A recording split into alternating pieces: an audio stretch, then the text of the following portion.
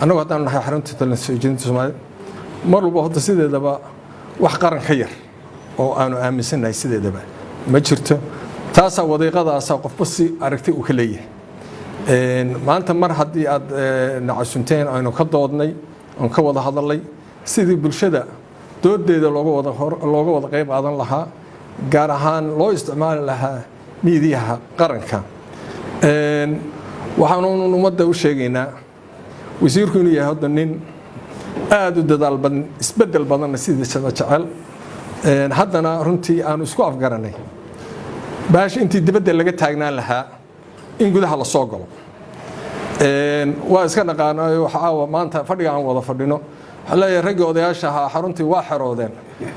waxa weeyaan taladu siday tahay wixii gudaha ku soo jiray baan soo ogaanaynaa gudaha laftigeeda ayay noqonaysaa doodda inay noqoto inay meeshan tahay wax ummadda Soomaaliyeed ay leedahay marba mas'uuliyiinta joogta inay leeyihiin aanan ahayn baa meeshan laga cadeeyay waana siday tahay marka laba kala bareeday kala warla maanta waxa la iskugu yimi wixii ka dambeeya doodaha soo socda insha Allah aad ka arki doontaan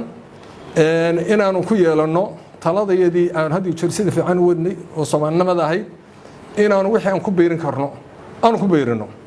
oo miidiyaha Soomaaliya dhexdeedana kan dawladana la isticmaalo marka anagu haddaan xarunta tala soo jeedinta Soomaaliyeed wasiirka iyo wasaaradda qaybaheeda kaleeto waxaanu isku afgaranay inaan shirka sii wadno oo isku nimaadno shirarka si weyn guddi farsamaan ah aanu saarano muhiimaduna ay tahay dalka isbedel buu baahan yahay isbedel ugu baahan yahay marka la dadku waxay baadeen markii loo boodiyo madaxda sare meesha laga kaxeeyo ma aha madaxdu waana joogi karaan waana tagi karaan waa farsamo iyagu waa wax buraayada yar oo wax lagu radiyay lagu wada yimi laakiin dalka intiisa kale yaanu naga tagin yaanu naga burburin say isku hayn karnaa maxaa khaldan maxaa fikir khaldan waxaan la sheegayo waxa weeyaan anagu marka talooyinkii aan haynay ayaan gudaha la soo galinaa sida la ajligeed anagu ku hadlay magaca asxaabtay inta kaleeto wasiirka iyo taladu noo soo jeediyay iyo wixii aanu isku afgaranay waa isku afgaranay waxayna tahay muhiimadu in muxuu ahaa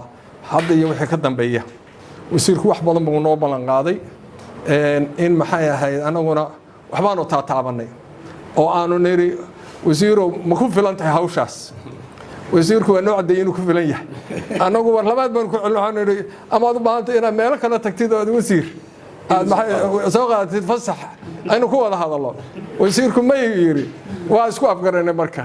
inta wax ka badan oo laga rabaana ma jirto arintan wax ku soo koobayna wadan bayna sugaya wadankaas aynu wada shaqeynaa annaguna waxaan balan qaadayna haddii alla yiraahdo xoogga jira inay meel wada gaarsiin haddii alla yiraahdo mustaqbalka